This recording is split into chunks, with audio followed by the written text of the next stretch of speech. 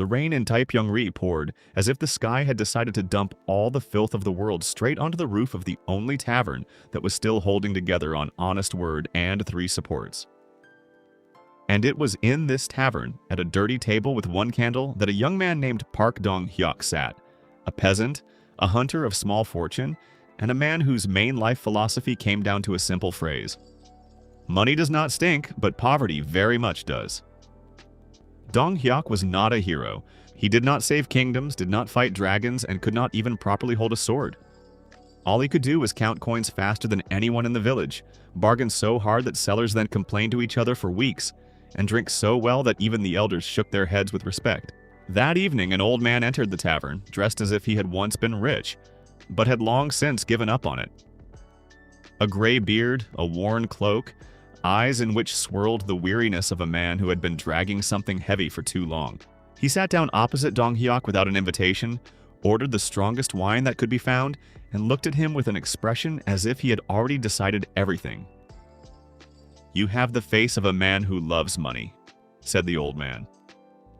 Dong-hyuk smirked without looking away from his mug. "I have the face of a man who loves not being hungry. Money is just the method." The old man chuckled so hard that he almost choked on his wine. "Good answer.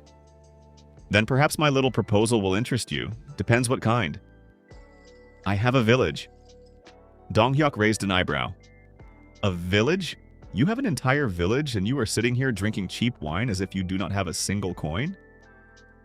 "Precisely because it brings me only losses," the old man sighed. "The houses are falling apart. The land is barren. The road there is nothing but hole after hole. I have invested more into it than I received. I need to get rid of it before it drags me to the bottom along with itself."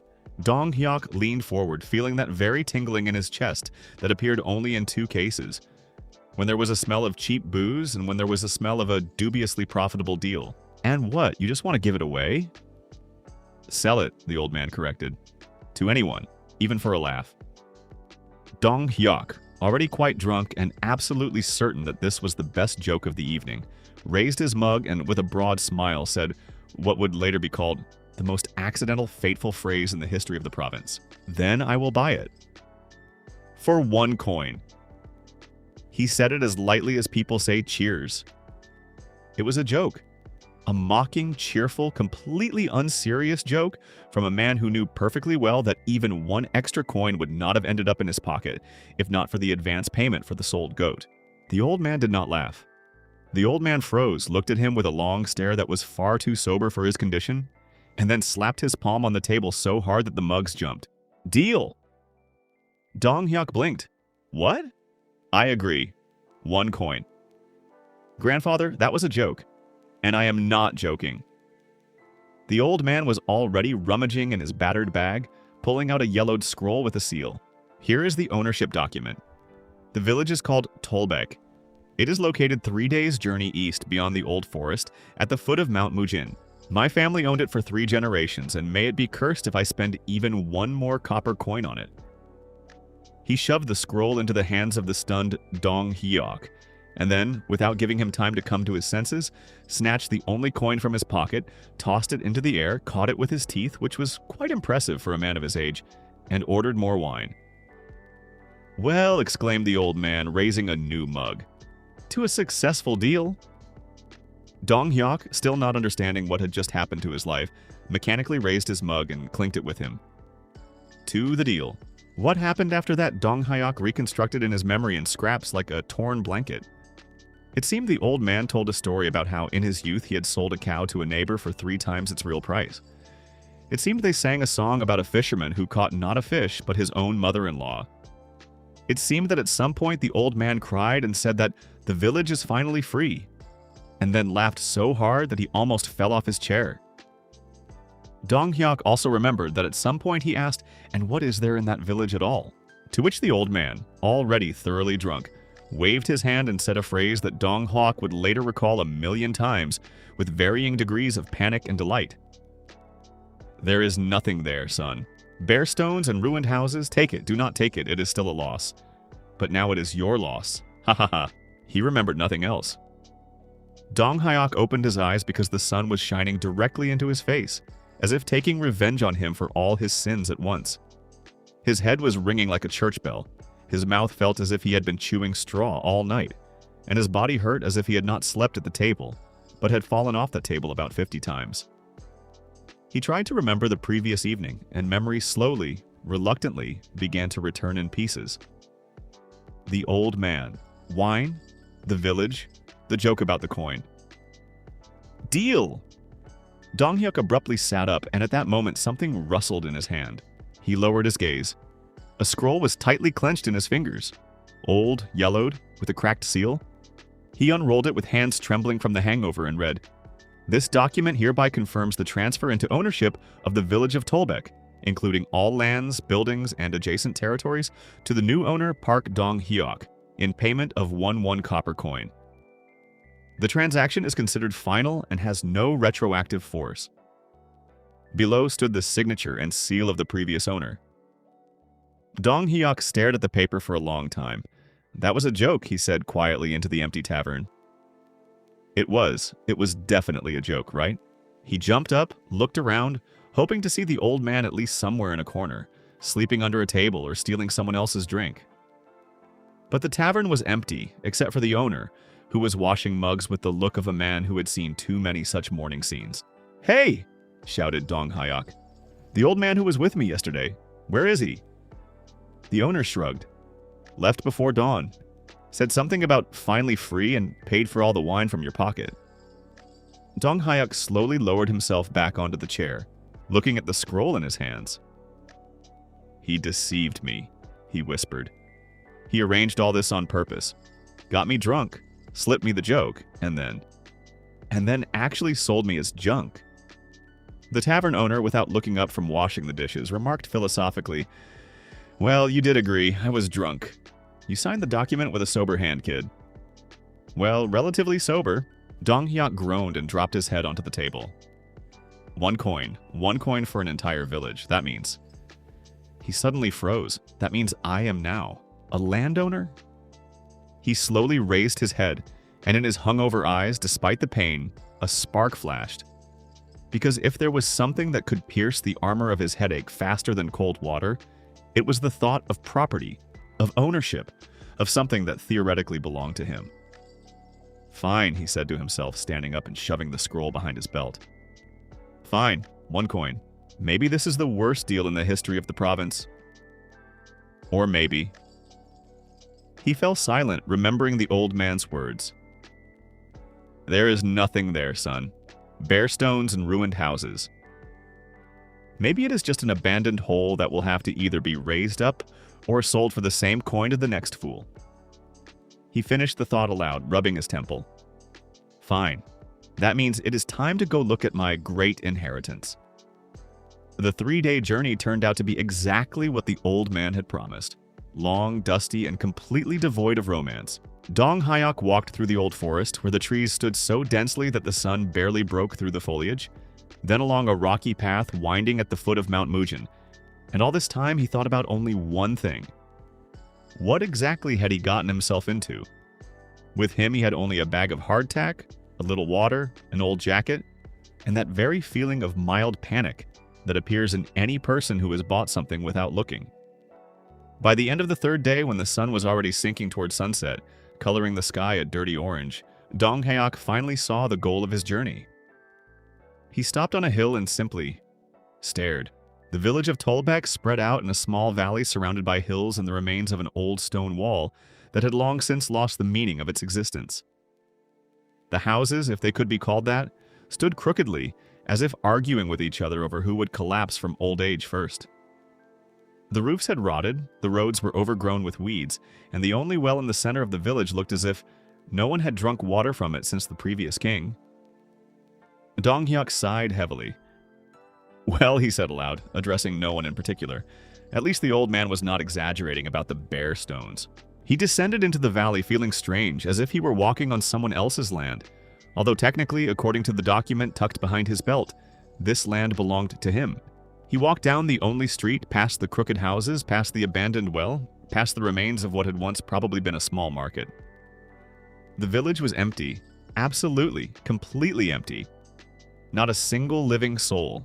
Not a dog. Not a chicken. only the wind whistling between the rotten boards and a silence that made him uneasy. "Excellent," muttered Dong Hyok. "I did not buy a village, I bought a cemetery with roofs." He walked farther, examining the scale of his great acquisition, when his gaze fell on a small stone sticking out of the ground in the middle of the road. An ordinary gray stone, the size of a fist, which had clearly been in the way for years for anyone who tried to walk down this street. The irritation accumulated over 3 days of travel, the hangover of the previous morning, and the general feeling that he had been cheated in the most disadvantageous deal of the century merged in Dong Hyok into one simple desire to kick that damned stone with all his strength. He swung his leg. The stone did not give way. Instead, Dong Hyok howled in pain, hopped back on one leg, lost his balance, and crashed to the ground with a rumble, raising a cloud of dust. "What the?" He sat up, rubbing his bruised leg, and looked at the stone with sincere, almost personal hatred. "Are you serious? Are you also mocking me?" Nearby, against the wall of one of the crooked houses, lay an old pickaxe, probably forgotten by the former residents many years ago. Dong Hyok, still boiling with anger, limped over to it, picked it up, and, without thinking much, struck the stone with a wide swing. The blow turned out much more successful than Dong Hyok himself had expected. The pickaxe entered the ground with a dull crack, and cracks spread around the stone, not only across the stone itself, but also across the soil around it. The earth sank slightly as if there were a void beneath it, and the stone itself split in half. Dong Hyok froze with the pickaxe in his hands, breathing heavily. And then he saw it. Inside the split stone, where the gray rock had cracked, something purple was glinting. A deep, rich, almost glowing purple color in the rays of the setting sun. "What the?" He dropped to his knees, tossed the pickaxe aside, and carefully touched the crack with his fingers. The rock came away easily, exposing more and more of the crystalline structure inside. Amethyst. Not a small inclusion, not a vein, an entire cluster of large, pure amethyst crystals hidden inside an ordinary-looking gray stone. For several seconds, Dong Hyok just sat and stared, not believing his own eyes. Then he blinked. Then he pinched his arm, just in case checking whether he was still asleep in that tavern. Smear across the table in a drunken sleep. Painful, not a dream. "This," he whispered, "this is real amethyst. An entire nest of amethyst. Right here, right in the middle of the road. In the village that was sold to me for 1 coin. He jumped to his feet, forgetting the pain in his bruised toe, and rushed back to the pickaxe. "Fine," he muttered, already with a completely different gleam in his eyes than the one he had from the hangover. "Fine, old man. Maybe you deceived me about there being nothing here, but it seems you yourself did not know what you were selling." Dong Hyok spent the next several hours like a man possessed, breaking the other stones along the road. Not all of them turned out to have treasures inside. Most were just stones, the most ordinary gray stones. But about every 5th or 6th one hid something valuable inside. Small inclusions of amethyst, quartz, and one especially large boulder at the edge of the road turned out to be half made of pure rock crystal. By the time the sun finally disappeared beyond the horizon and Dong Hyuk's hands were buzzing from fatigue and covered with calluses, he was sitting in the middle of the road, surrounded by a small mountain of precious and semi-precious stones, and laughing with the quiet, slightly insane laughter of a man who had just realized that his life had just turned upside down. 1 coin, he repeated under his breath, sorting through the crystals in the light of the campfire he had made from the fragments of one especially decrepit fence. 1 damned coin. But then a thought came into his head that made him stop abruptly. If the stones on the road turned out to be filled with gems, then what, in the name of all the gods, was hidden under the houses? Dong Hyok entered the nearest house, a crooked structure with a rotten thatched roof, which, judging by the remains of the furniture, had once belonged to some poor family. Inside it smelled of dust and old wood.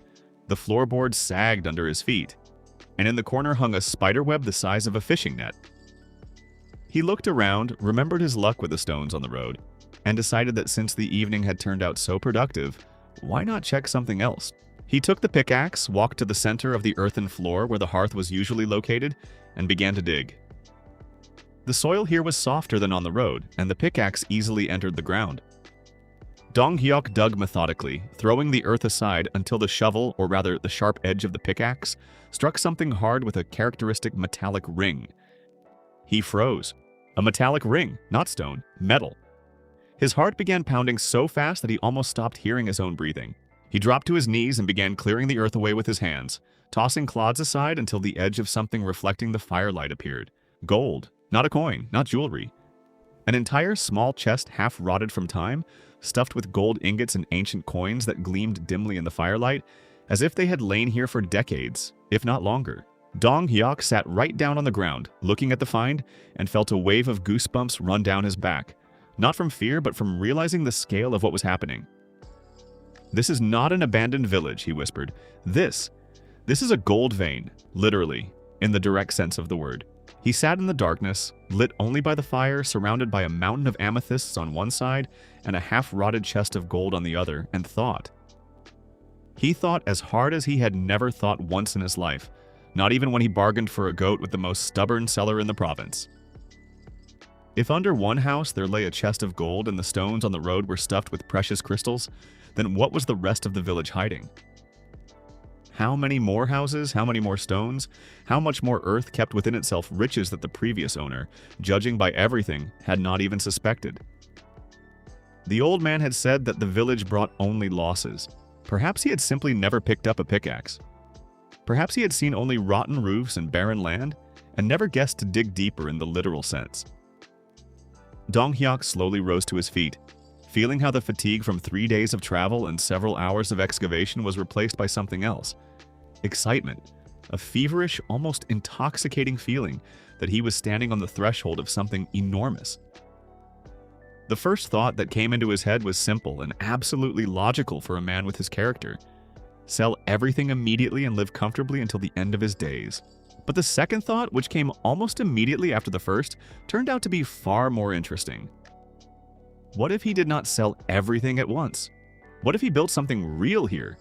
If the land gave such riches by itself, without any processing, then with the right investments, with the right buildings, with the right people, this village could become not just a source of one-time enrichment. It could become a source of constant income. A gold vein that works for its owner year after year and does not burn out in one season. And the owner, according to the old yellowed scroll tucked behind his belt, was him. Park Dong-hyuk. The man who had bought an entire village for 1 coin, thinking it was a joke. He looked at the handful of amethysts in his hands, then at the chest of gold, then at the crooked houses around him, lit by the orange light of the campfire, and a broad, almost predatory smile slowly spread across his face. "Fine," he said aloud, addressing either the empty village or himself, or that old man who was surely now somewhere drinking away his freedom and had no idea what he had just given away. "That means we will build." He clenched the handful of amethysts in his fist. "I, Park Dong-hyuk, will buy everything this village needs. Hire people, build houses, lay roads, set up a market, a mill, a forge, anything at all. I will lure residents, merchants, craftsmen here. I will turn this whole into the most prosperous village in the entire province." He fell silent for a second and then added, already much more quietly, but with absolutely sincere, almost sacred seriousness, "And then I will sit on my lawful property and receive income until the end of my days. Rich, drunk, happy." The wind rustled through the rotten roofs of the village of Tolbek, as if the land itself agreed with his plan. Thus began the story of a man who bought an abandoned village for 1 coin and completely accidentally stumbled upon a gold vein capable of making him the richest and, more importantly for himself, the most satisfied man in the entire province. But to reach a comfortable life, he had to do something much greater than simply dig the earth. Attract residents to the dead village, rebuild every ruined house, find masters, merchants, and guards, organize the mining of stone and gold, and turn a handful of rotten shacks into a village that would be spoken of throughout the kingdom. Dong-hyuk put out the campfire with the remaining water from his flask, slung the bag with the first batch of treasures over his shoulder, and, looking at the dark silhouettes of the crooked houses against the starry sky, quietly smirked to himself. "Well then, Tolbek," he whispered, "it seems you and I have a very long and very profitable friendship ahead of us." Dong-hyuk did not sleep all night, and not because the village of Tolbek was filled with ghosts of former residents or strange sounds from the forest. He did not sleep because he was counting. He counted stones, counted ingots, counted possible revenue. counted how many workers could be hired if he sold only half of what he had found, and how many if he sold everything. He even tried to count in the darkness, scratching numbers with a stick on the earthen floor, until he realized that a stick was not the best tool for accounting. By dawn, a plan had matured in his head, simple and outrageously greedy in its elegance. Not to drag all the gold and all the stones to the city at once like the last fool who would dig his own grave by attracting the attention of bandits, but to do everything carefully, gradually, intelligently. He wrapped a small but decent part of the finds in a sack, exactly enough not to look like a suspiciously rich vagrant, but also not to sell himself for copper coins. He hid the rest, the amethysts in the old cellar of one of the houses, covering them with earth and old boards, the gold there as well, in another corner, carefully masking the traces of digging. "If someone wanders here before me," he muttered, shaking off his hands, "let him find only rotten boards and disappointment. Like I did yesterday." With these words slinging the sack over his shoulder, he set off back on the road, 3 days on foot to the nearest large city, Hansen, where, as he remembered, there was a large market and, more importantly, jewelry shops that would not ask too many questions of a man with a full sack of precious stones, or at least would ask questions to which Dong Hyok already had a prepared lie. Hansen greeted him with noise, dust, and the smell of roasted meat from street stalls, a smell that almost made Dong Hyok's stomach collapse after 3 hungry days on the road. But he restrained himself. Business first, food later. More precisely, very much food first, paid for with very large money. The jewelry shop of old Master Cho was located in the very center of the trading quarter, a small but solid building with a sign in the shape of a gemstone covered with gilding, clearly not real.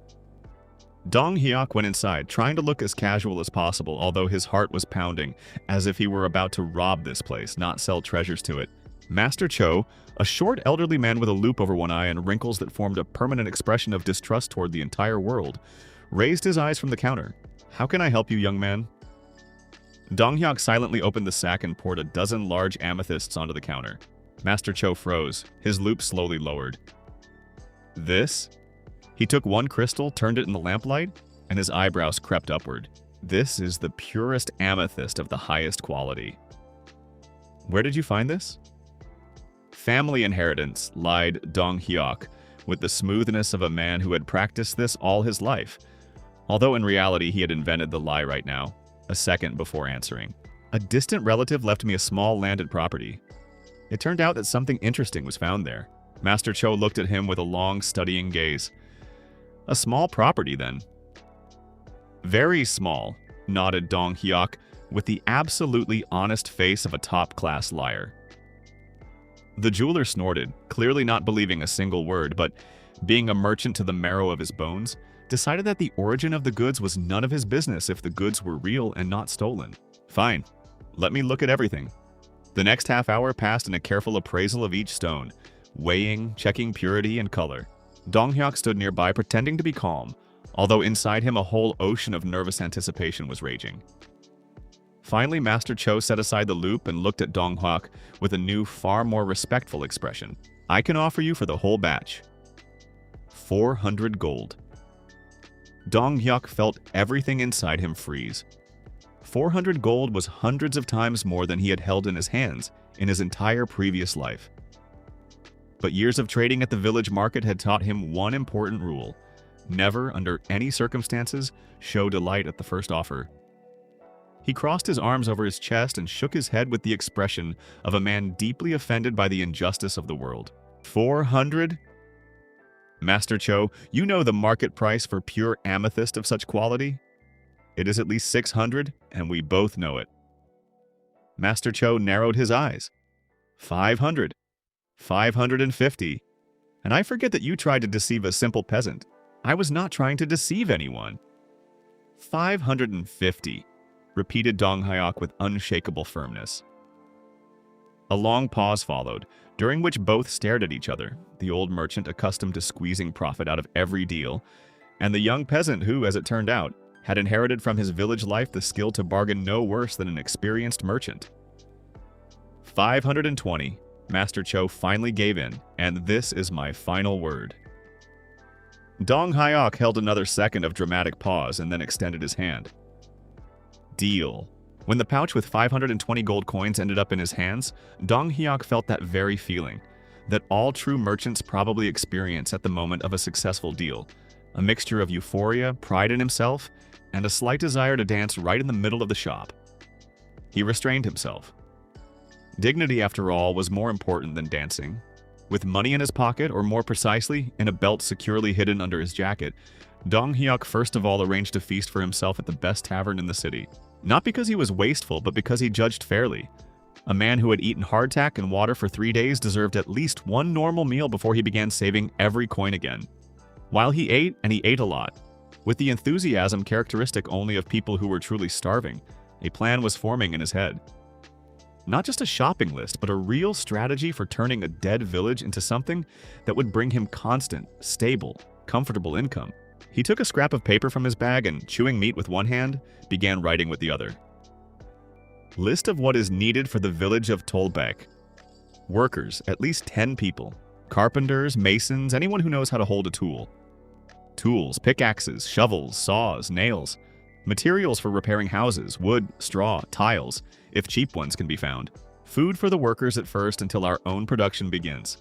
Someone who understands ore and stone mining to properly assess what else this land is hiding.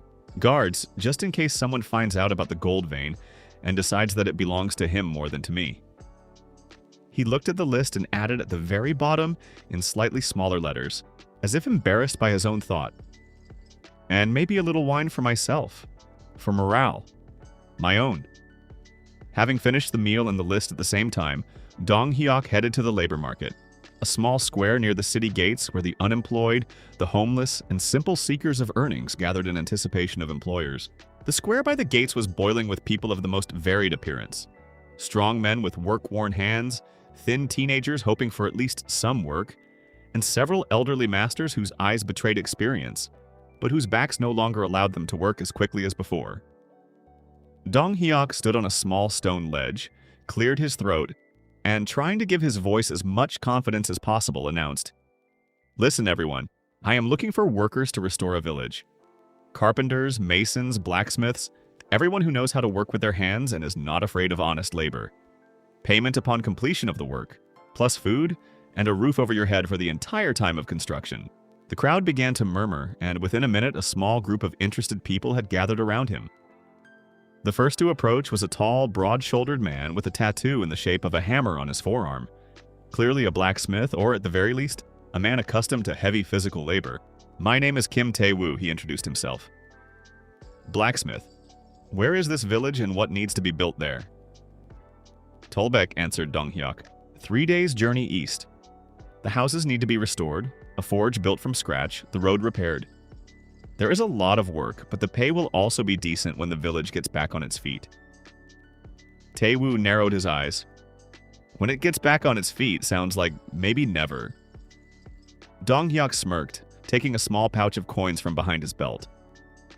"That is exactly why I am paying in advance now." He tossed 5 gold to the blacksmith, the rest upon completion of the first stage of work. "The agreement is honest. I do not intend to deceive anyone.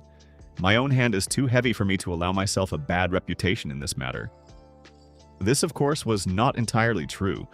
Dong Hyok's hand was perfectly ordinary, but it sounded convincing, and Tae-woo, weighing the coins in his hand, nodded. Agreed. After that, things went easier. By the end of the day, Dong Hyok had hired 12 people. 3 carpenters, 2 masons, the blacksmith Tae-woo, an old but experienced roof master named Han Bok-soo, 4 strong men without any specialization, but with strong hands for general work, and what turned out to be real luck, an old ore expert named Oh Myung-ho, a man who in his youth had worked in mines and understood the search for ores and minerals better than anyone in the city. Oh Myung-ho, upon learning that the village was located at the foot of Mount Mujin, looked at Dong Hyok with unexpected interest. "At the foot of Mujin, you say?" The old man narrowed his eyes. "That mountain has always been considered rich in minerals, but too difficult to access for anyone to dig there seriously. If you found something in the area, there may be much more there." Dong Hyok felt an even brighter fire of greed and anticipation ignite inside him. "Much more, you say?" "Mountains like Mujin are rarely empty inside," nodded the old man. especially if there is an outcrop of minerals nearby. This may simply be the edge of a large vein. Dong Hyuk froze for a second considering this information, and then smiled broadly and clapped the old man on the shoulder. Myung-ho, you have just become my most important worker. With 12 hired people and money, which, however, would not last long at such a pace of spending, Dong Hyuk went around the market buying everything necessary. He went from shop to shop with the same thoroughness with which he had earlier bargained with the jeweler, forcing out discounts, comparing prices, sometimes openly brazenly knocking down the cost on the basis that it is cheaper at the neighbors, even if it was more expensive at the neighbors. By evening, the shopping list looked impressive. 20 pickaxes and shovels, 5 saws and a set of carpentry tools, nails, fastenings, ropes, a cart for transporting goods, harnessed to an old but strong ox, a 2-week supply of food, rice, dried fish, vegetables, several rolls of cloth and rough clothing for the workers, a small supply of wine, for morale, as Dong Hyuk himself honestly wrote in his list. The total amount of purchases ate up almost half of the money he had earned, and Dong Hyuk, looking at the emptied purse, felt a slight attack of panic.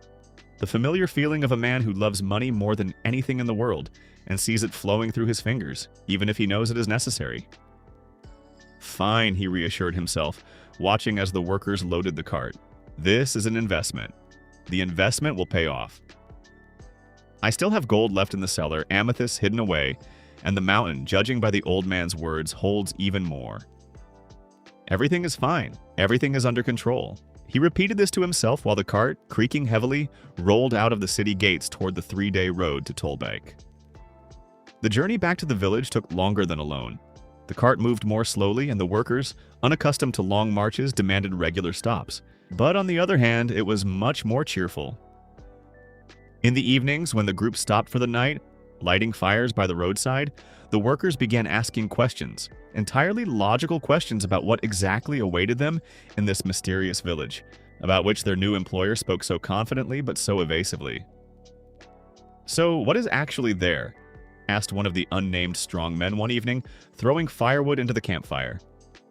"Just abandoned houses?" Dong Hyuk, sitting opposite with a mug of cheap wine bought at the market, smiled with the expression of a man who knows more than he says. "There," he said slowly, enjoying the moment, "is land that is worth much more than it seems at first glance." "What does that mean?" Tae-woo narrowed his eyes. "You will soon see for yourselves," was all Dong Hyuk answered, sipping wine with a mysterious smile.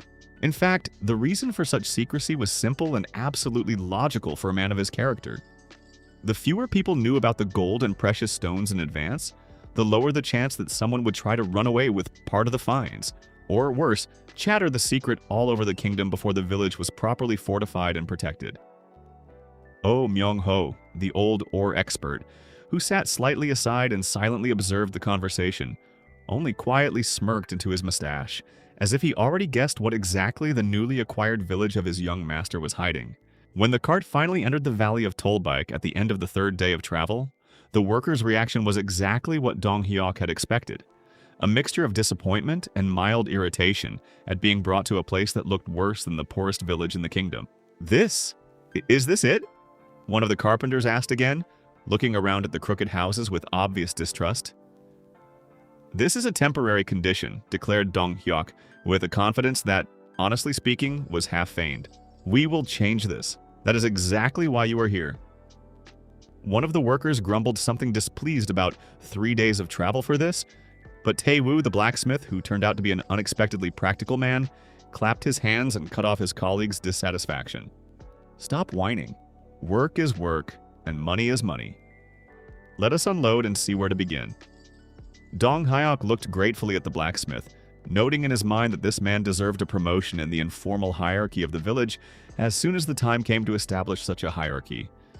Before assigning the work, Dong Hyuk decided that the time had come for a small but impressive demonstration of that very moment that was supposed to turn skeptical workers into motivated project partners. He led the whole group to the very house where he had earlier found the chest of gold, and without saying a word, began clearing the earth in the corner of that part which he had intentionally left untouched precisely for this moment. After a few minutes of digging, a second, smaller chest appeared in the light, the one Dong Hyuk had noticed on the very first night, but had not had time to open because of fatigue. He opened the lid. Inside, not gold ingots glinted, but ancient jewelry tarnished by time, but clearly valuable silver and gold items with inlays of precious stones. The workers froze. "This," whispered one of the masons. "This is what I found here in one night, digging with my hands and an old pickaxe," said Dong Hyuk, rising to his feet and looking at the shocked faces of his team. "This land," he spread his arms wide, gesturing across the entire valley, "is not dead. It is rich. Very rich." The previous owner simply did not bother to dig deeper than the surface. He waited, letting the words settle in the heads of the listeners, and then continued, now with that sly smile that appeared on his face every time the talk was about money. "We will restore this village not because I am a generous man who wishes to bless the district. We will restore it because under every house, under every road, the same thing I found here may be hidden. And if we do this correctly, not simply dig everything up and sell it, but build a real prosperous settlement, each of you will receive a share in this prosperity. Not a one-time payment, a constant income, a home, work, a future." Tai Wu the blacksmith looked at the chest, then at Dong Hyuk, then back at the chest. "Are you seriously offering us a share?" "A reasonable share," Dong Hyuk clarified at once, because even in the middle of an inspiring speech, his trading nature could not allow him to sound excessively generous. "But yes, whoever stays and works honestly will live better than most people in this kingdom." This was exactly what a group of tired, skeptical hired workers needed to hear. The disappointment on their faces changed into something else: interest, excitement, that very fire that lights up in people when they realize they are standing on the threshold of something greater than just one-time work for a coin. From that moment, the village of Tolbek began to come back to life, slowly with creaking in both the literal and figurative sense, but inevitably.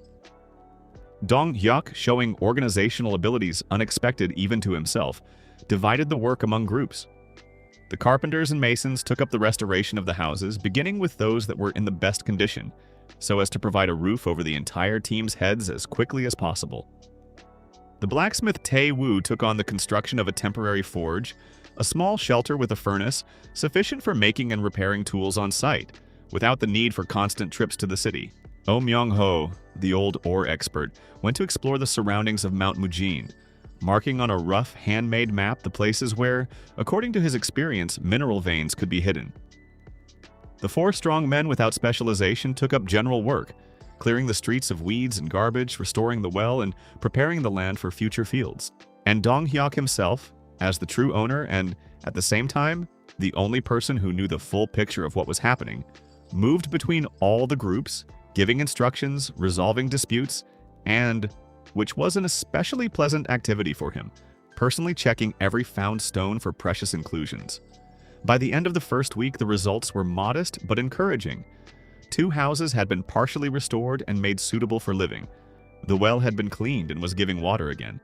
And Oh Myung-ho, returning from another scouting trip, brought news that made Dong Hyuk's eyes flare up with new strength. "Master," said the old ore expert, entering the hastily restored house that served as the temporary headquarters of the operation, "I found something interesting on the northern slope."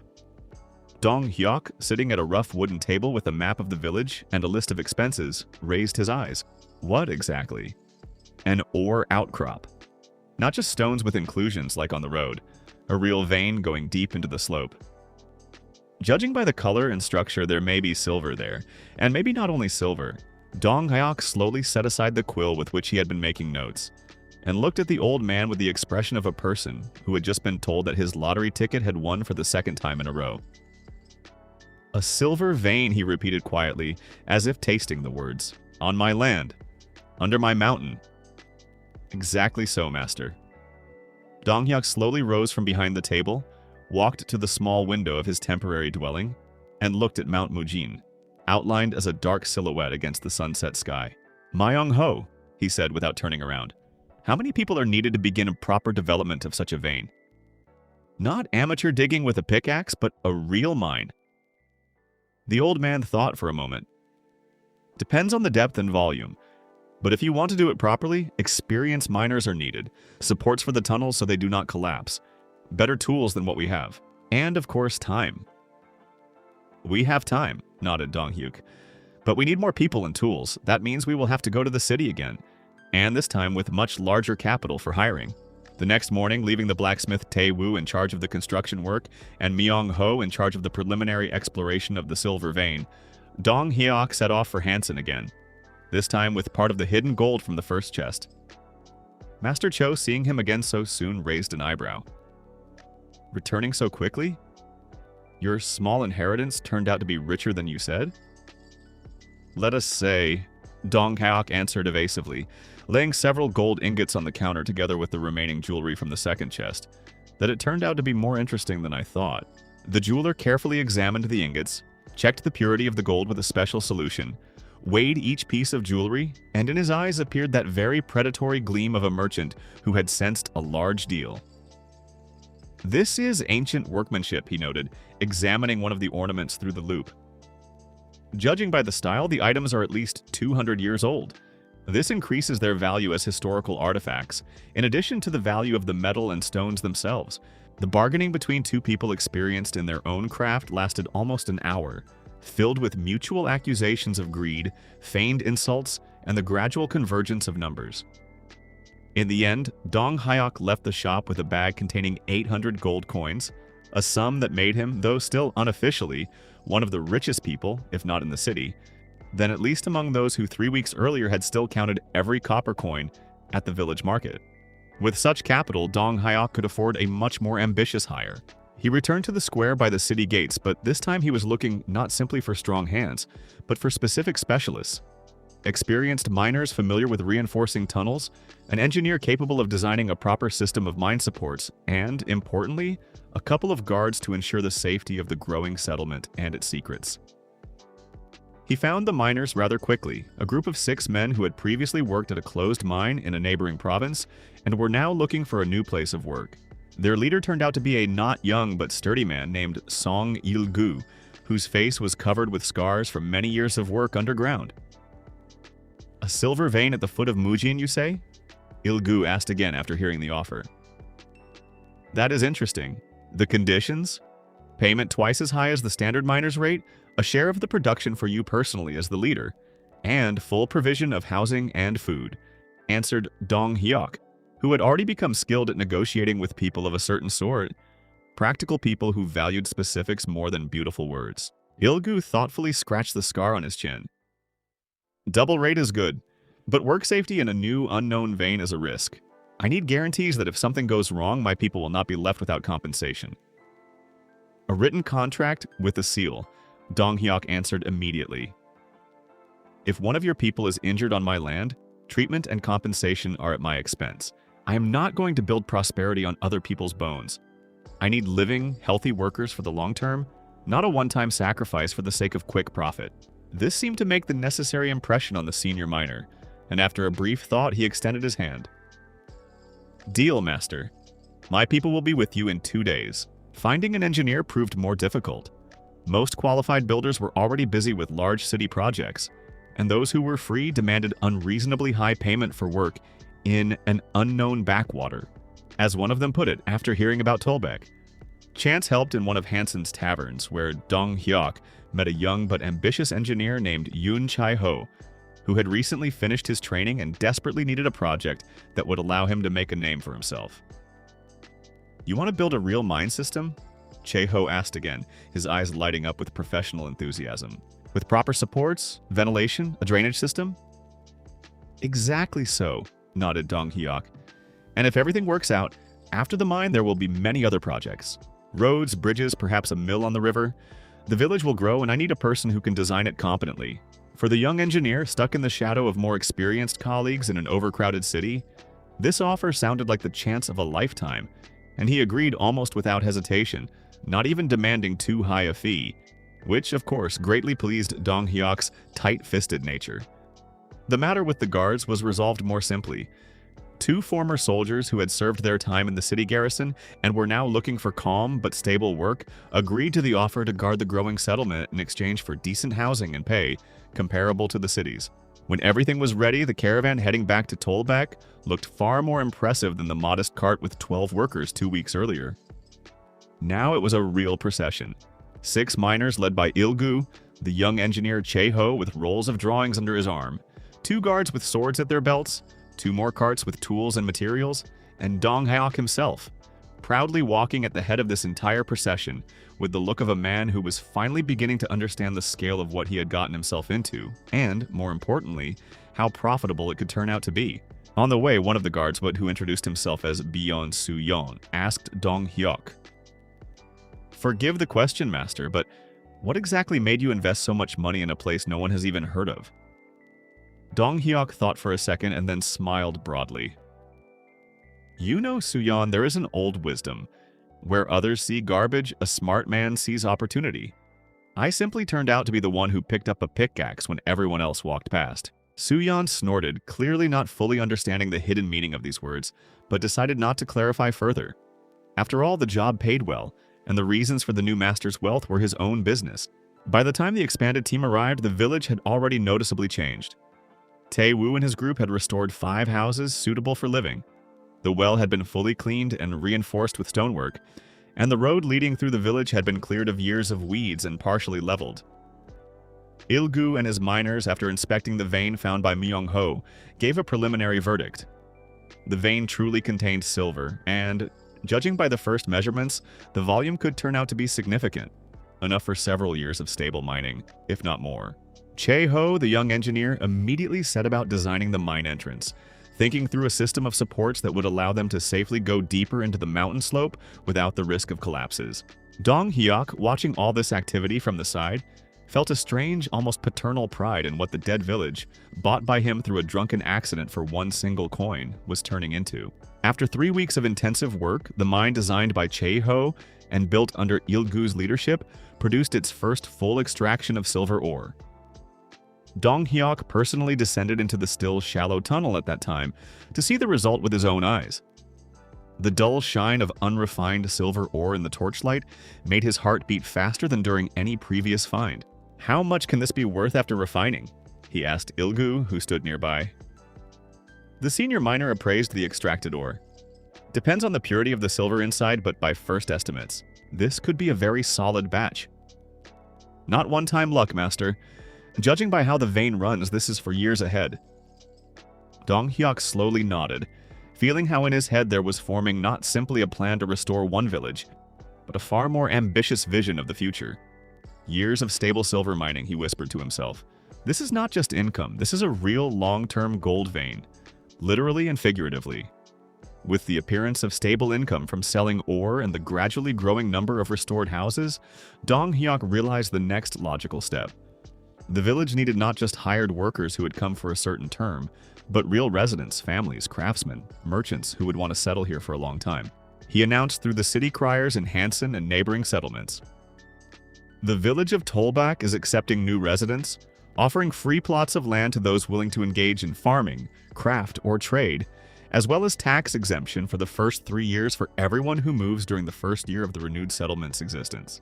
It was a generous offer, perhaps even too generous for a man with Dong Hyok's nature, but he understood an important thing. For the village to bring income not only from underground riches, but also from a normal, sustainable economy, it needed living people ready to work the land, trade, and create a community. The first settlers began arriving within a few weeks.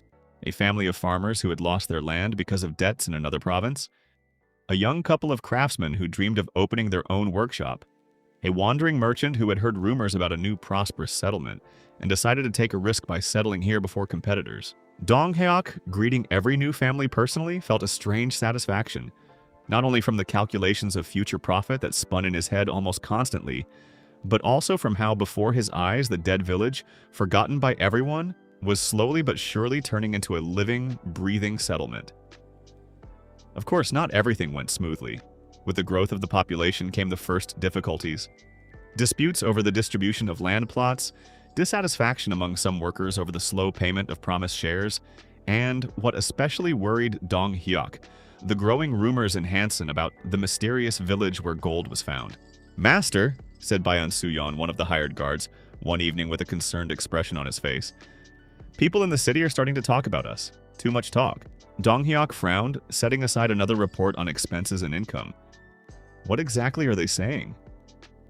That a gold vein was found in Tolbek, that the new owner bought the village for a ridiculous price and is now becoming fabulously rich. Such rumors attract not only honest settlers, Soo-yeon, They also attract those who want to take someone else's wealth by force.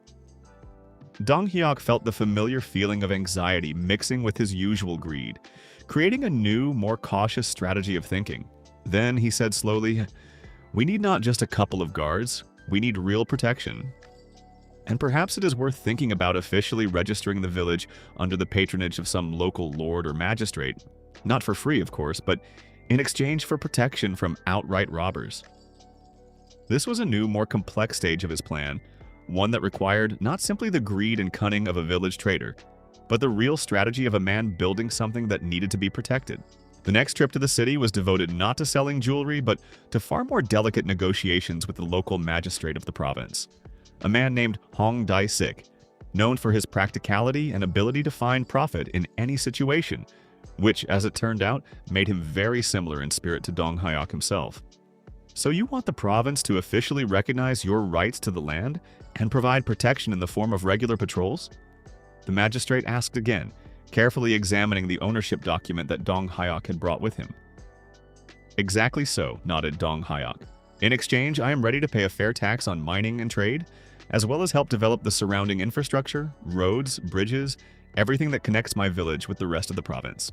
The magistrate thoughtfully tapped his fingers on the table. "A fair tax is, of course, pleasant to hear, but you must understand. As soon as I officially recognize your rights and provide protection, your village will begin to be watched closely. Not only by me, but also by higher authorities. Hiding the scale of the fines will become much more difficult." Dong Hyok fell silent for a moment, considering this warning. It was true. Official recognition meant more attention, more inspections, perhaps even more taxes in the future if the authorities decided that the province was receiving an insufficient share of such wealth.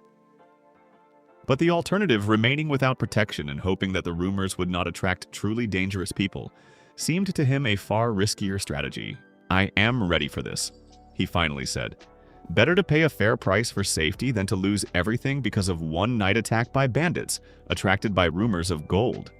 Magistrate Hong Dae-sik smiled that special smile of a practical man who had just found a profitable, reasonable partner. "In that case, young man, welcome to the official list of recognized landholdings of the province. I am sure our cooperation will be mutually beneficial." Returning to Tolbak with the official documents of recognition and the promise of regular patrols from the provincial authorities, Dong Hyok felt that his small adventure, which had begun as a drunken joke in a dirty tavern, was turning into something far greater than he could have imagined on that rainy night. The village, which he had bought for one single coin, now had restored houses, a growing population, an operating silver mine, official recognition by the authorities, and, most important of all for a man of his nature, a stable and constantly growing source of income. But looking at the road leading to his village, Dong Hyok understood. This was only the beginning. Mount Mujin still held many secrets. The village required many more buildings, a market, a real forge, perhaps even a small temple to attract pilgrims, and the province itself opened opportunities for trade that he had not even begun to think about seriously. He took from behind his belt that very yellowed scroll, the ownership document that had once seemed to him just a drunken joke, and now had turned into the foundation of an entire empire growing literally from under the ground. "Well then, old man," he whispered with a broad smile, looking at the setting sun over Mount Mujin. "It seems your loss-making ballast turned out to be the most profitable deal in the history of this kingdom." Dong Hyok tucked the scroll back behind his belt and continued the road home to the village, which, contrary to all expectations, contrary to mockery and drunken accident, was slowly but surely turning into a place that the entire province would soon talk about. By the time Dong Hyok returned to Tolbak with official recognition from the magistrate, the village no longer looked like that dead piece of land he had bought as a drunken joke. Yes, the crooked houses still did not stand straight everywhere. Part of the streets remained dirty, and the old fences in places held together on honest word and rusty nails. But the main thing had already happened. Tolbek had begun to breathe. And that was precisely why Dong Hyok, looking at all this from the cart, decided that the time had come for the next big step. If before he had a secret village, now there had to appear a market village.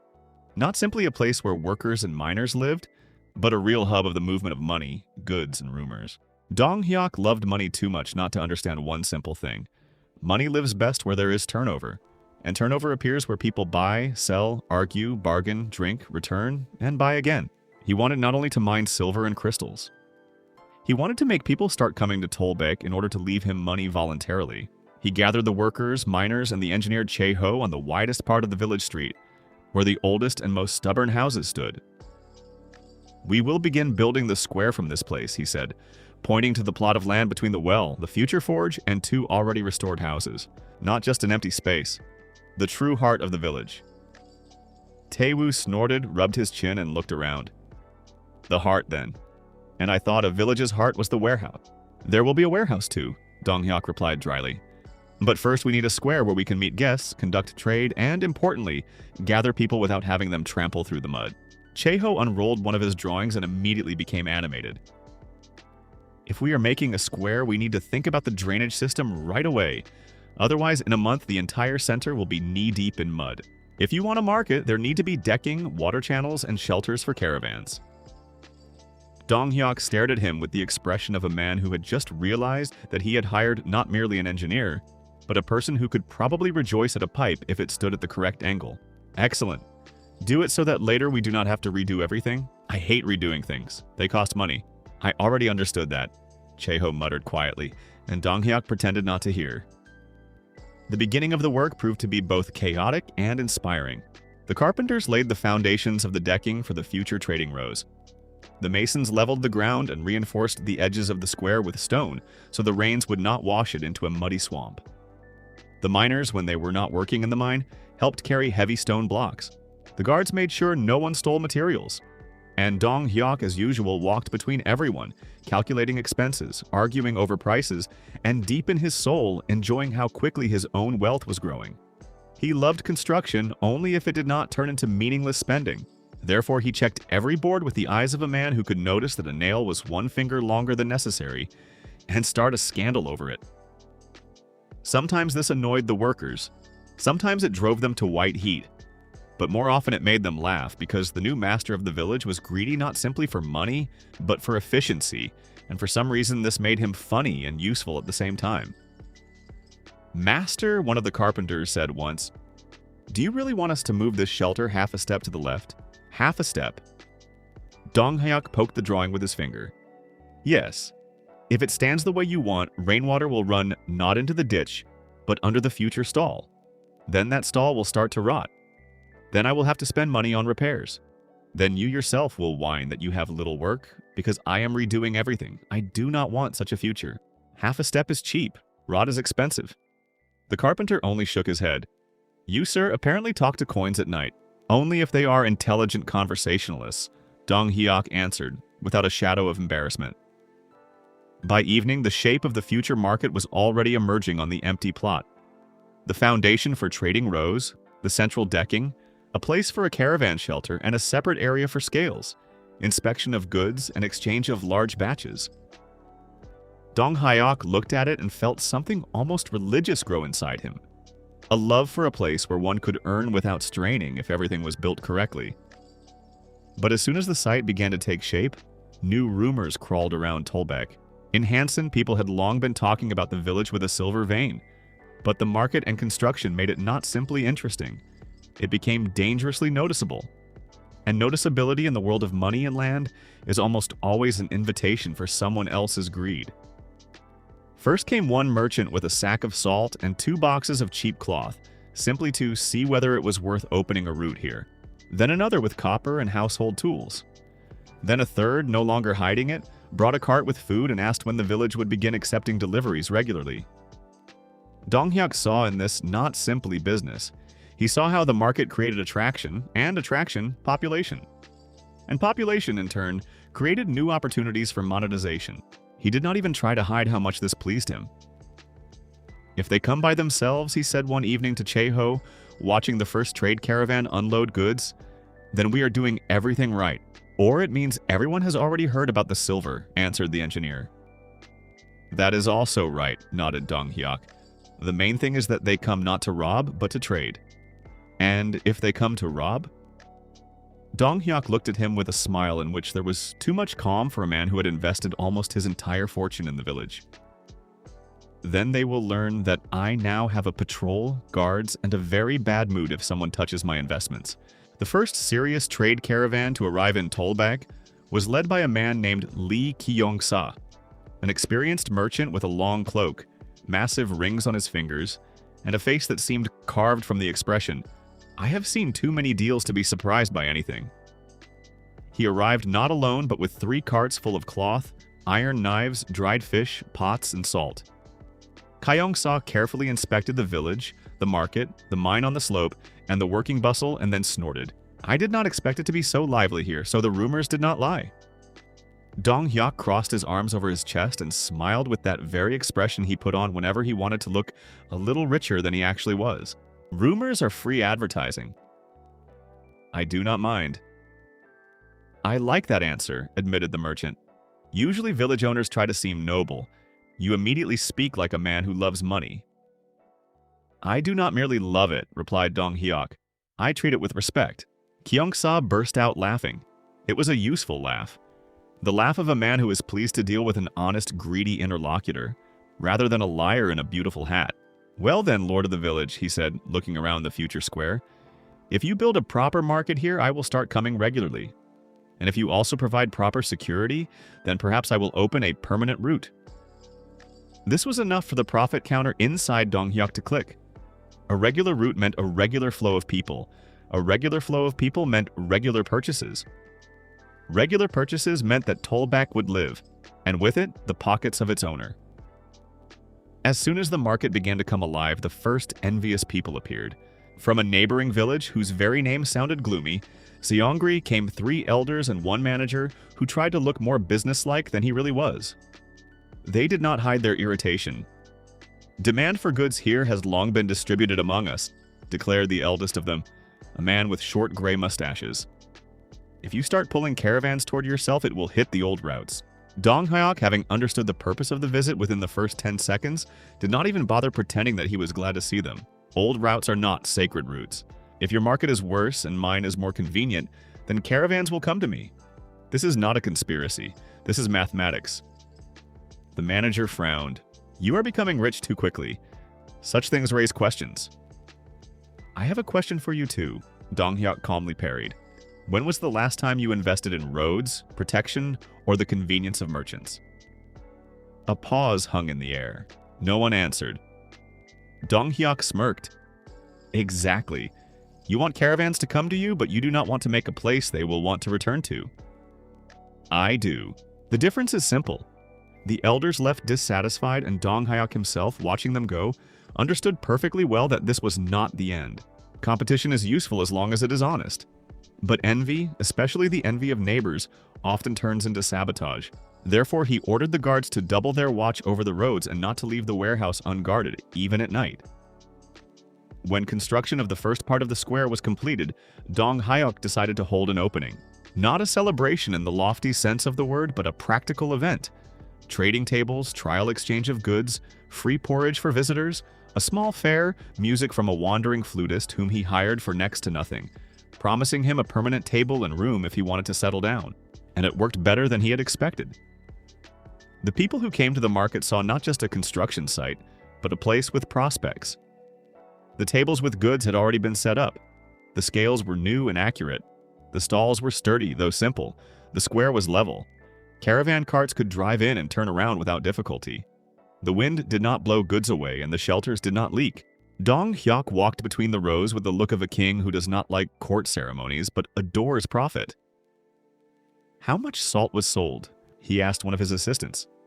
"Enough to cover part of the expenses for the shelters." "Good. And how much cloth was bought?" "More than expected." The women from the new family said they liked the price. "Excellent. And the fish? Almost all gone." Dong Hyuk nodded with satisfaction. Now, this is starting to look like a market, not a rural disgrace. He was sincerely pleased. No, not because the village had suddenly become beautiful. Beauty interested him exactly as much as it could be monetized. He was glad because the market worked. People came, exchanged, spent, and left money inside Tolbek. And money, as is known, does not like emptiness. It begins to multiply where there is movement. The next day, Oh Myung-ho came to Dong Hyuk with such a face as if he were about to report bad news. But in fact, he brought something far more valuable. "Master," he said, On the northeastern slope, I noticed a stone outcrop that was not on the old maps. It looks like a geological formation caused by a shift in the layer. And nearby, traces of metallic shine. Dong Hyuk immediately placed his cup of tea on the table. Metallic shine? Yes, not silver. The color is different. Heavy looking, possibly copper ore, or something mixed. I am not sure, but the site is worth checking. For most people, this would have been just another useful discovery. For Dong Hyuk, a new profit ceiling. Copper ore could turn out to be no less important than the silver vein, especially if it could be mined in sufficient quantities and used for producing tools, fastenings, and trade. You said it was not on the old maps? He asked again. Old maps do not show a lot of things at all, Myung-ho grumbled. Especially what lies underground. Excellent. Simply excellent. Dong Hyuk immediately sent Chae-ho and Il-gu to scout it. A day later, they returned with confirmation.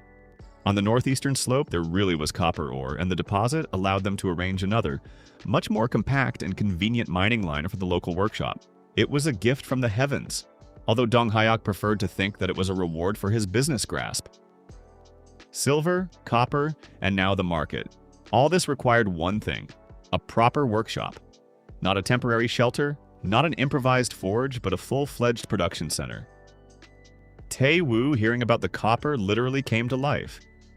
If we have our own ore, he said, that means we can make fastenings, tools, simple utensils, and even some parts for sale. We will not have to buy iron from others every time. This will seriously reduce expenses. I love reducing expenses, Dong Hyuk said immediately. Too much, I noticed. They decided to build the workshop near the future warehouse yard so that finished products could immediately be distributed between the mine, the market, and the residents. Chae-ho drew a new plan in which he took into account a place for a smelting furnace, ore storage, a drying shed for wood, and a separate shelter for finished products. All of this costs money, a lot of money. But Dong Hyuk looked at it not as an expense, but as turning the land into a profit machine. Each new building did not merely decorate the village, it made it more self-sufficient. And self-sufficiency, if packaged correctly, could be turned into a source of constant income. On the day when the first batch of copper ore went to the workshop, the guards noticed something strange near the warehouse. Tracks. Not animal tracks. Human. And not village ones, too neat, too careful, with an attempt to avoid the most visible parts of the ground. Soo-yeon led Dong Hyuk to the spot and pointed at the prints. Someone came at night. 2, maybe 3 people. They did not take anything, but they were clearly inspecting the warehouse and the market. Dong Hyuk crouched down, touched the earth, and frowned. From the neighboring village?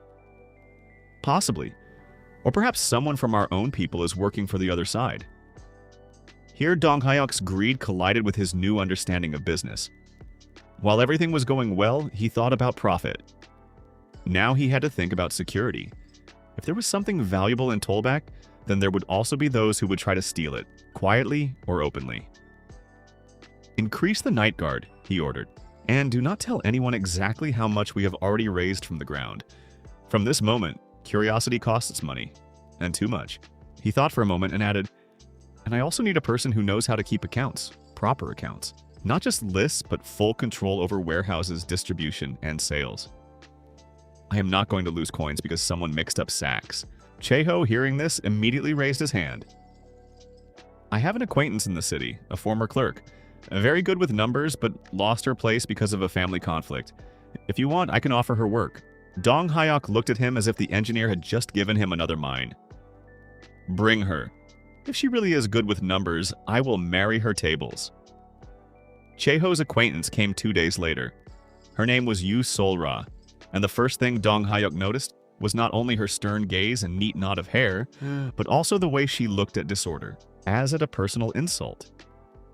I was told that accounting is needed here, she said in an even voice. It is needed, nodded Dong Hyuk, and that you are ready to pay more for it than the city trading houses. I am ready, and that you have a hidden flow of goods here that must be recorded separately. Dong Hyuk froze for a second. Now this was already a professional. You asked the right questions very quickly. I see disorder very quickly, she answered. He hired her that same day, and it turned out to be one of the best investments. Sol-ra introduced strict accounting of income and expenses, divided the warehouses by category, labeled boxes, books, and sacks, and then also forced Dong Hyuk to sign every major transfer of gold and ore. At first he grumbled that it was unnecessary bureaucracy, Then he realized that it protected him from his own greedy impulsiveness. "I do not like writing numbers," he complained. "And I do not like it when the master loses money simply because he forgot where he put the goods," Sol-Ra answered dryly. Dong-hyuk appreciated that she did not smile too often. Such people were usually easier to work with. They did not waste time on pretty words, but they did not allow you to become a fool either. By the middle of the second month, Tolbaek was no longer a small village. It was a settlement that was beginning to take the form of an economic hub. The silver mine was working, copper ore was going to the workshop. The market attracted merchants. The settlers were building houses. Security was strengthening. Dong-hyuk already had a permanent list of income and expenses, and this list finally began to truly please him. For the first time in his life, he felt the state that he had previously seen only in rich merchants. Money did not simply lie somewhere in a chest. It moved, it worked, it returned. And if everything was arranged correctly, it brought more money. Naturally, this inspired him more strongly than any sermon about nobility. Dong-hyuk was still a man who loved money, but now the love had become deeper. He began to understand that proper cash flow was almost an art. First construction, then the market, then the workshop, then people, then new deals, then even more turnover. He did not want simply to find a treasure once. He wanted to build a mechanism that would give him new reasons to smile every day. And yet, the more the village grew, the stronger became the feeling that one silver vein and one copper line were not enough. Mount Mujin had not revealed all its secrets. Rumors about old audits, collapsed passages, and abandoned underground chambers had already begun to circulate among the miners. Dong-hyuk felt that an even larger find awaited him ahead, something that could turn Tolbaek from simply a profitable village into a place that would change the entire region. One night, when everyone was already asleep, and only 2 guards and a lazy dog were on duty at the market, Dong-hyuk went out beyond the village and climbed a low hill from which there was a view of the slopes of Mujin. In the moonlight, the mountain looked like a sleeping beast, large, silent, full of what people usually manage to understand too late. He stood there with his hands in his pockets and thought about how strangely everything had begun. One accidental drinking bout, one joke about a coin, one scroll, one abandoned village. And now he had a market, a mine, a workshop, the first residence, guards, accounting, and the feeling that he had stepped onto a path from which he could no longer turn aside, even if he very much wanted to. "Well, fine," he muttered. "I am not planning to turn aside anyway." He looked down at the lights of the village and understood for the first time that this was not simply a source of income. This was already his territory, his project, his personal machine of profit and growth. And even more importantly, now he could not allow himself to stop, because any stop in such a matter meant that someone else could come and try to take what he had built. And Dong-hyuk was not going to give away his luck, even if it had once begun with a drunken mistake. Only a few days had passed since the opening of the market, and Tolbaek had already begun to change so quickly that even the old residents of neighboring villages scratched the backs of their heads and could not understand how this was even possible. Before, only those who had nowhere else to go came here. Now caravans, merchants, craftsmen, hired workers, and even random travelers who had heard that a village had appeared in the mountains at the foot of Mujin, where one could not only sell goods but also spend the night properly, eat, and not fear being skinned alive, stopped here.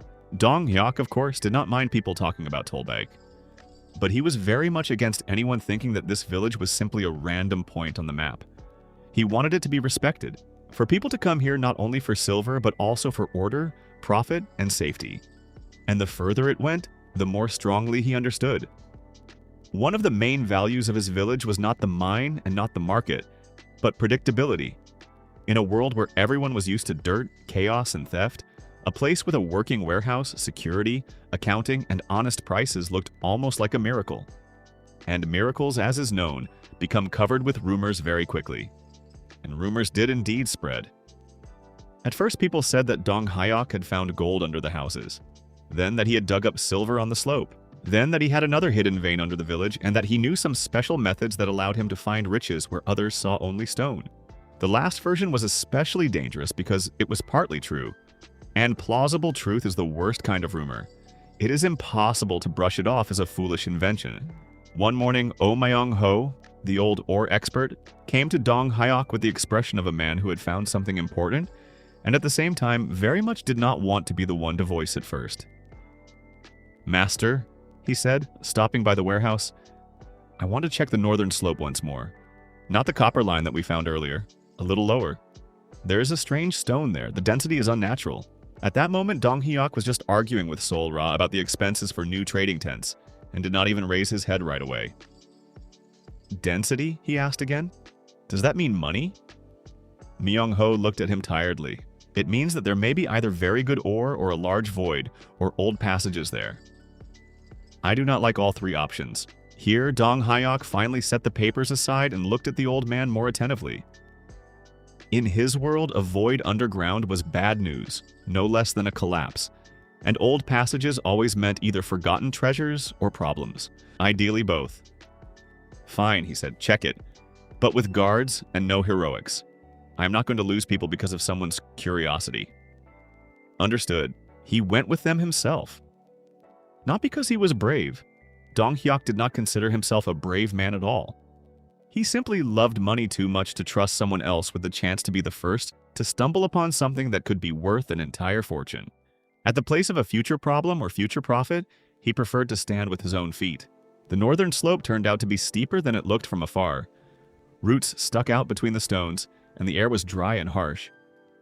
The small group walked carefully until Myung-ho stopped by a protruding layer of dark shale. "Here," he said. Chae-ho immediately took out drawing charcoal and began making notes. Il-gu, squatting down, tapped the stone with the iron tip of his pickaxe. "Hollow," he muttered. Or almost hollow. Dong Hyuk crouched beside him and placed his palm on the ground, as if he could feel something through it.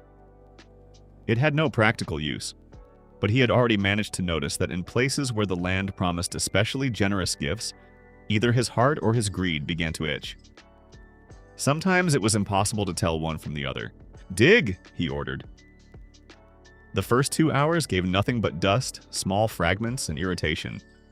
But by noon, the pickaxe of one of the miners struck a cavity, and there came a characteristic dull sound that sent goosebumps running down everyone's backs. "A void," Myung-ho said quietly. "Big?" asked Dong Hyuk.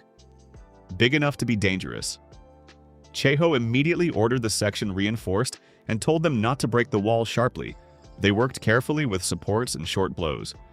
And when a piece of rock finally gave way, from under the ground came a smell of age, dampness, and something else. Cold, musty, like the breath of a long-forgotten place. Behind the wall was an old passage. Not a mine in the modern sense, not a fresh working, but precisely an old passage, narrow, low, collapsed in places, but clearly made by human hands. The walls were lined with stone and in places marked with faded symbols. It was not just a tunnel, it was a trace of a previous era, about which the current residents apparently knew nothing. Dong Hyuk froze on the threshold. "And what does this mean?" he asked. Chae-ho ran his fingers along the masonry and frowned. "This is not part of our current vein. This is a very old structure, perhaps ancient workings or storage tunnels led here. But look at these supports. They are not just ancient, they are made very competently. So someone was already digging here before us," Dong Hyuk summed up, "and it seems a very long time ago." Dong Hyuk smiled. "Excellent. That means there is a chance that beneath this mountain lies even more of everything interesting than we thought." Myung-ho, who unlike him did not rejoice at every unknown, only frowned. "Or a chance that beneath this mountain lies something better left undisturbed." Dong Hyuk pretended to think about this for exactly half a second. "Myung-ho, if something that can be sold lies under the mountain, it absolutely must be disturbed." The passage stretched inward for about 20 steps, then made a turn and came out to a strange wall blocking the way farther. 2 round recesses were carved into the wall, resembling places for some kind of keys, and in the center was an almost erased sign resembling a rune or an old seal. "This is not simply a collapse," said Chae-ho. "This is a sealed door." Dong Hyuk frowned. "Can you open it?" "If it is an ordinary mechanism, yes. If it is ancient protection or a trap, it is better not to touch it without preparation. Preparation costs money." "Yes," the engineer agreed dryly, "but death usually costs more." Dong Hyuk unexpectedly liked this remark. He even nodded with respect. He liked cautious people as long as their caution did not interfere with profit. And Chae-ho, it seemed, knew how to think in a way that did not lose both safety and benefit. They decided not to open the door fully for now. Instead, they reinforced the entrance to the passage, placed torches, marked the place, and ordered no one to descend without permission. But Dong-hyuk would not be Dong-hyuk if he did not leave himself a loophole. He ordered Myung-ho and 2 miners to examine the walls around once more, searching for hidden niches, ventilation channels, and possible branches. And it was there, in one of the side niches, that they found an iron box. The box was heavy, covered with rust, and wrapped in rotted cloth. On the lid remained a barely distinguishable crest, a circle inside which a mountain line and something like a hammer could be seen. Dong-hyuk looked at the find as if before him stood not a rusty box but a chest with wings. "Open it." The lid did not give way at once. One of the miners pried it with a crowbar, another held the body so it would not fall apart. Inside were several bundles, one wooden tablet with carved signs and a stack of old metal plates covered with almost illegible inscriptions. "Writings?" Chae-ho said in surprise. "Very old." Dong-hyuk could not read records this ancient, but he understood one meaning at once. If people of the past had sealed something under his mountain, then it was either valuable or dangerous, sometimes both at the same time. And this, from his point of view, made the find even more interesting. Sol-ra later unrolled one of the tablets, examined the symbols, and said, "A word repeats here that I cannot translate exactly, but it is connected either with storage or with prohibition." "I do not like the word prohibition," admitted Dong-hyuk. "You do not like much at all if it is not connected with profit," she answered. He did not argue, because it was almost true. Dong-hyuk sent the people back to the village, and he himself went down into the passage once more in the evening, now with a lantern and Chae-ho. They measured the walls for a long time, compared the bends, marked the depth, and soon it became clear. The sealed door was not the only hidden place. Behind a side wall, slightly below floor level, there ran another narrow crawlway blocked with stones. "This is no longer an accidental void," said the engineer, when they had taken apart several large pieces of rock. There was clearly a large network here. Dong-hyuk felt the familiar itch in his fingers.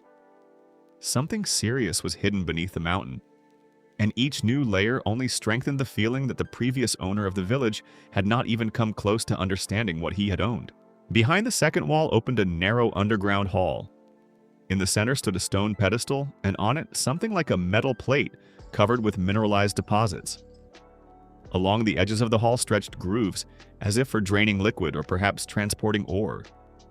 Old hooks hung from the ceiling. "This already looks more like an ancient warehouse," Chae-ho muttered. "Or a place where something was processed," Dong-hyuk responded. And then his gaze fell on a gleam in the far corner. He walked closer, lifted a layer of dust, and saw a scattering of stones far more unusual than the amethysts on the road. They were pieces of a dense, almost black mineral with golden veins. Not pure gold, but not ordinary rock either. Too heavy, too unusual, too promising.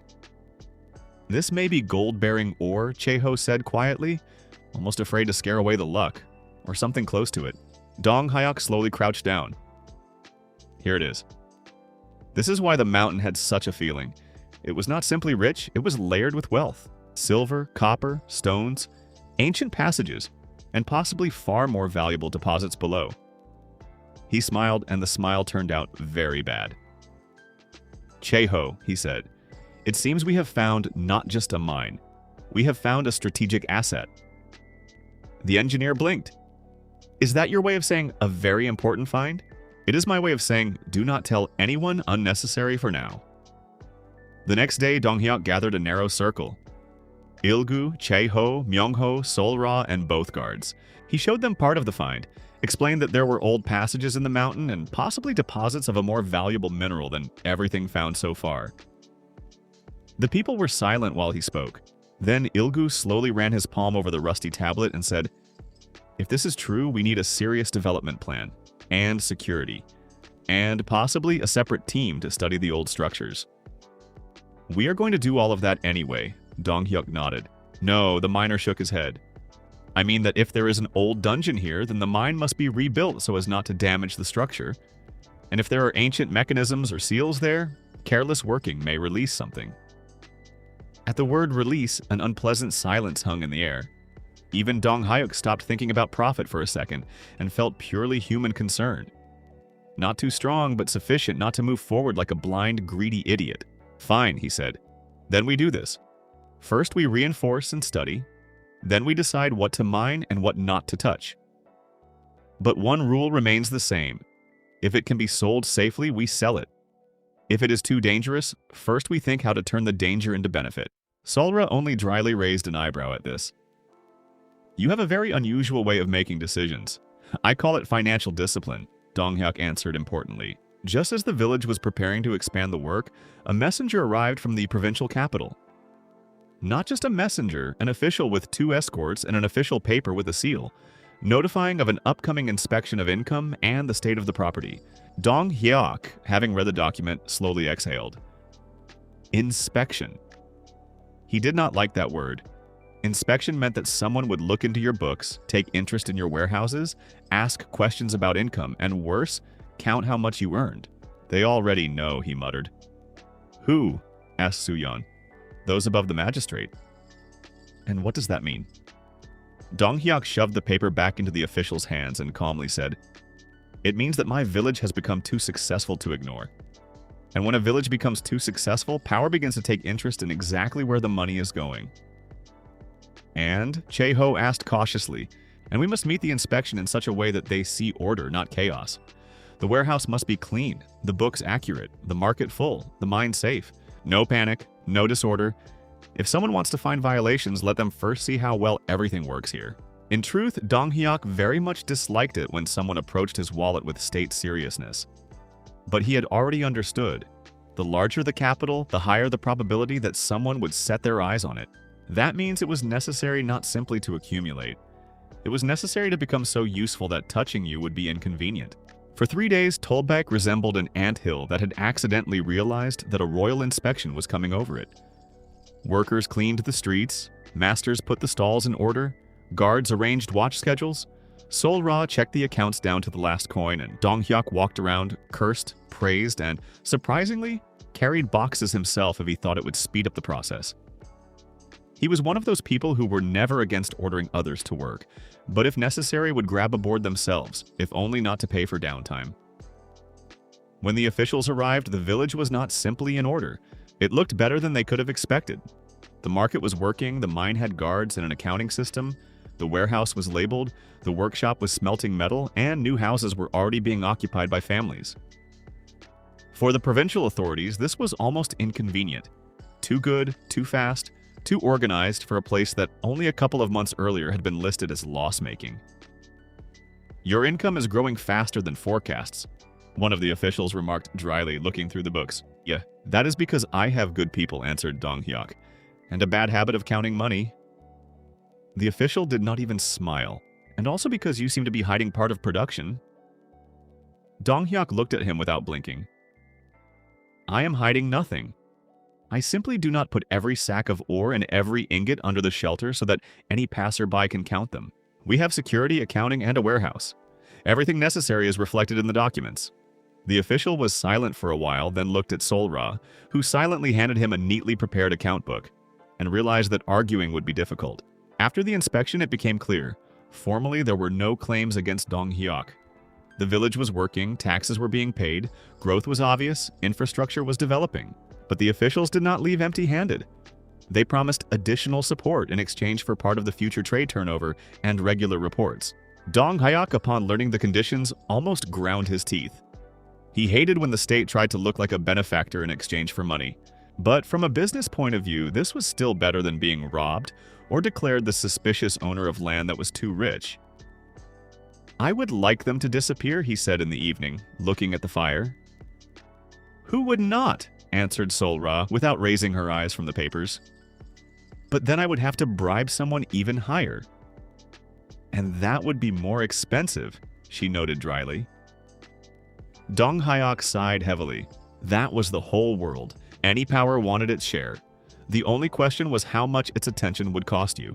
That same night, when the village had finally calmed down a little after the inspection, the guard Soo-yeon ran to Dong-hyuk with a report. Unknown riders had been seen on the northern road. Not merchants, not officials. They were moving too fast, without caravan signs, and most alarming of all, they did not stop at the outer post. Dong Hyuk cursed to himself. Everyone to the warehouse, and quietly. Do not raise panic. The guards took positions. Tae-woo and Il-gu led part of the workers into a safe sector. Myung-ho, as usual, stood in the shadows and looked at the road with the expression of a man who believed less and less in coincidences with every passing year. A few minutes later, 3 riders appeared. They did not enter the village. They stopped at the entrance and looked at the lights for a long time. One of them dismounted and approached the gate without removing his hood. "We have come to speak with the owner of Tolbeck," he said calmly. Dong Hyuk stepped forward himself. Because that was his style. If someone came with a claim, it was better to meet him face to face than to hide behind other people's shoulders. "I am the owner," he said. "Speak." The man raised his head. The man raised. "You own land that previously was worth nothing. Now it has become too interesting. The capital, the province, merchants, everyone is beginning to look at it. You are building a market, mining ore, found old passages. That is impressive." "If you came to praise me, you may leave," Dong Hyuk answered dryly. "I am tired. We did not come for praise." Dong Hyuk narrowed his eyes. "Then for what?" "For the right to offer you cooperation." Here, for the first time, he felt that the conversation would be dangerous. Because very rarely do strangers come to you at night to offer cooperation if there is not someone's great interest behind it. And even more rarely is such an offer made when, in your land, there is probably far more wealth hidden than can be seen from above. The stranger introduced himself as Lee Han-jun and stated that he worked for a trading association connected with the northern routes.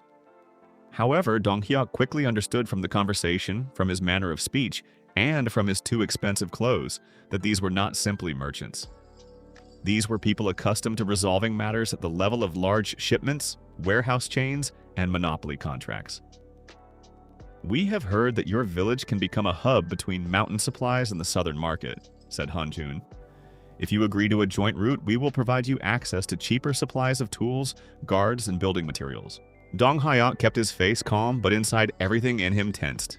Cheaper supplies sounded wonderful, but any free cheese in the world of money usually ends with someone's chain around your neck. "And what do you want in return?"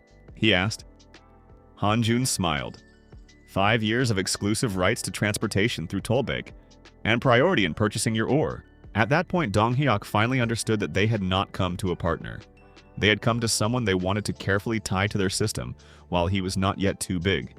He had already seen such a scheme among merchants.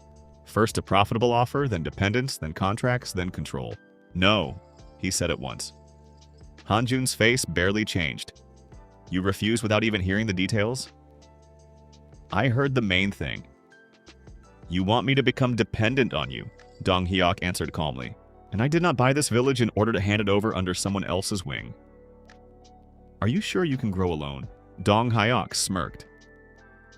"I have already grown out of being alone. I have workers, engineers, guards, accounting, a market, and a village that brings me money. And I also have a very good sense for when someone is trying to drive me into a profitable, but someone else's cage." Han-jun was silent for a short while, then nodded as if he had expected exactly such an answer.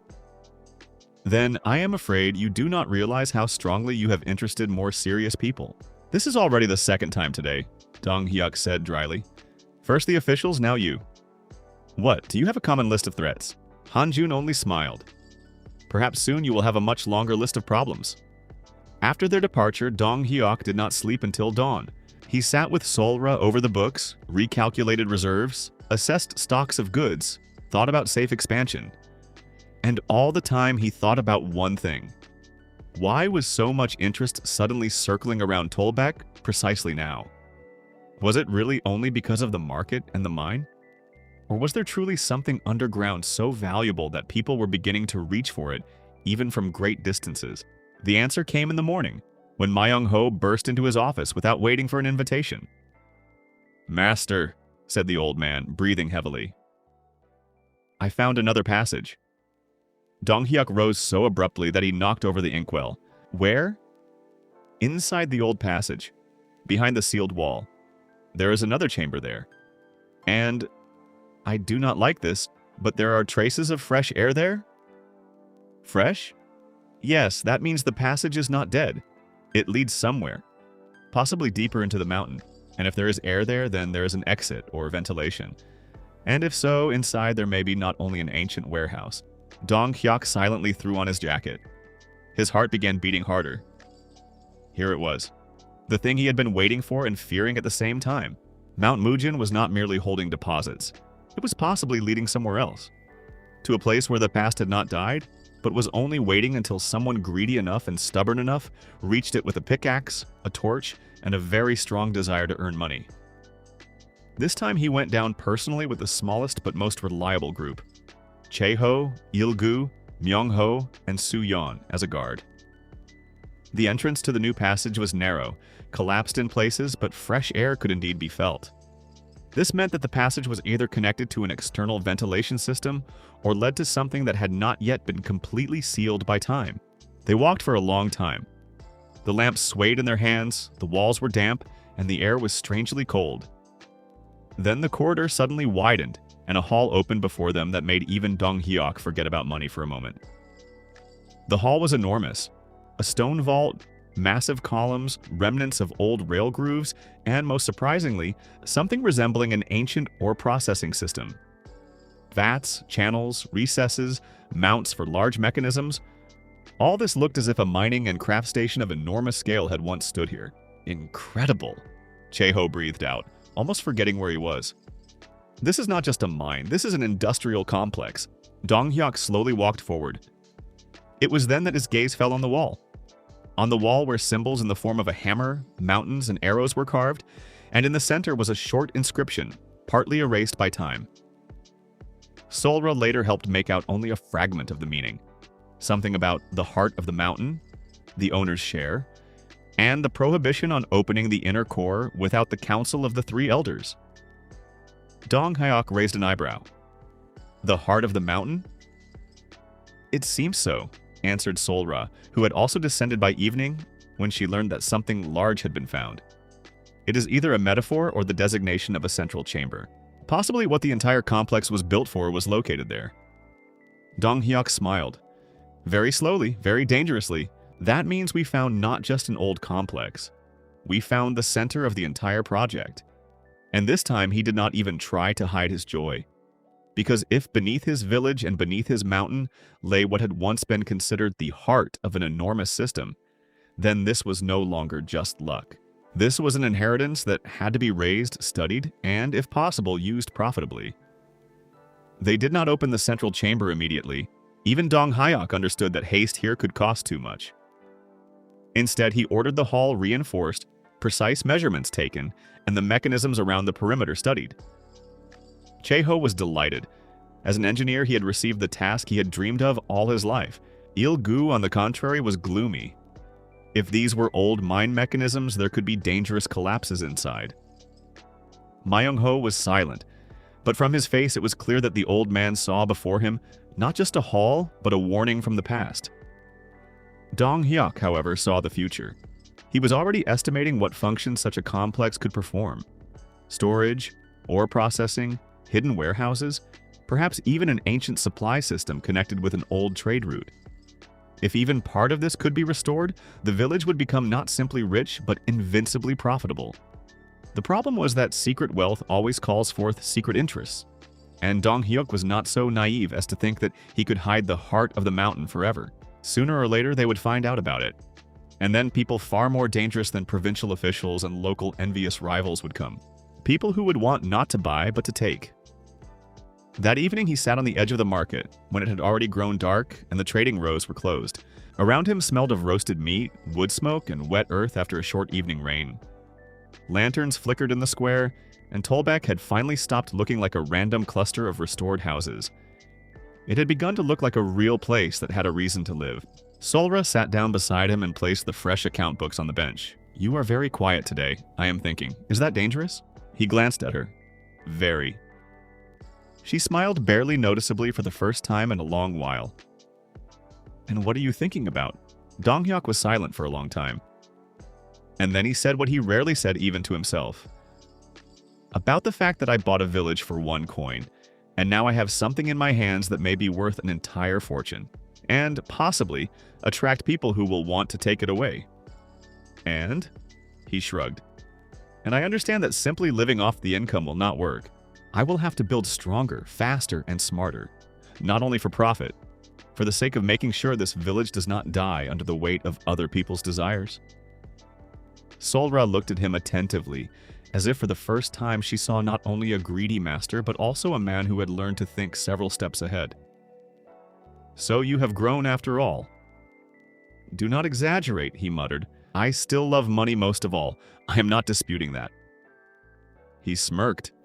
And at that moment, among the lanterns, the smell of food, and the sound of the working market, Dong Hyuk felt for the first time that a new stage was opening before him. Not simply expansion, not simply growth, but a struggle for the right to own a place that could become the center of trade, mining, and power in the region. And if for that, he had to dig deeper into the mountain, build the market farther, strengthen the defenses, and argue with those who had already begun turning in his direction, he would do it. Because he loved money too much to allow it to flow into someone else's hands,